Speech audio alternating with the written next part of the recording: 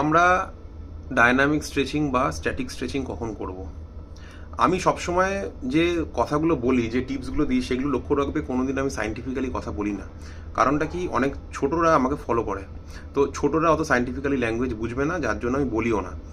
তোমরা এখন বড় হবে আস্তে আস্তে, তখন তোমরা নিজেরাই শিখে যাবে, তোমরা নিজেরাই বুঝতে পেরে যাবে। তো ডাইনামিক স্ট্রেচিং আর স্ট্যাটিক স্ট্রেচিং একদম সহজ ভাষায় বলে দিই। ডাইনামিক স্ট্রেচিং আমরা করবো আগে, এক্সারসাইজ করার আগে, আর স্ট্যাটিক স্ট্রেচিং করবো আমরা পরে। তো ডাইনামিক স্ট্রেচিংগুলো কোনগুলো? যেগুলো হচ্ছে শুধু হাতের বা পায়ের মুভমেন্ট হয়, যেমন শুধু এইগুলো, মানে যেগুলো তাড়াতাড়ি হয়ে যায়, একদম সিম্পল অ্যাজ দ্যাট, যেগুলো তাড়াতাড়ি হয়ে যায়, নেক রাউন্ড মুভমেন্ট এইগুলো। আর স্ট্যাটিক স্ট্রেচিং কোনগুলো? স্ট্যাটিক হচ্ছে যেগুলো হচ্ছে আমরা হোল্ড করে করে করি, রাইট? তো যেগুলো আমরা ওয়ার্কআউটের পরে করব সেগুলো হচ্ছে স্ট্যাটিক। এটাই মাথায় রাখবে, যে আমরা স্ট্যাটিক করব এক্সারসাইজের পরে, ডায়নামিক করব এক্সারসাইজের আগে। কারণটা খুব সংক্ষেপে বলে দিই, যে আমাদের মাসেল হচ্ছে গার্ডারের মতন।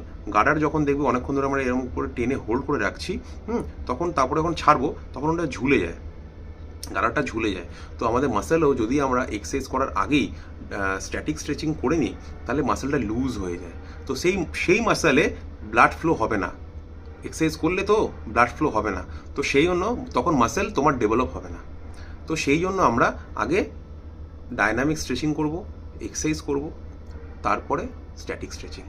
হোপ তোমাদের এটা খুবই হেল্পফুল। Thank you.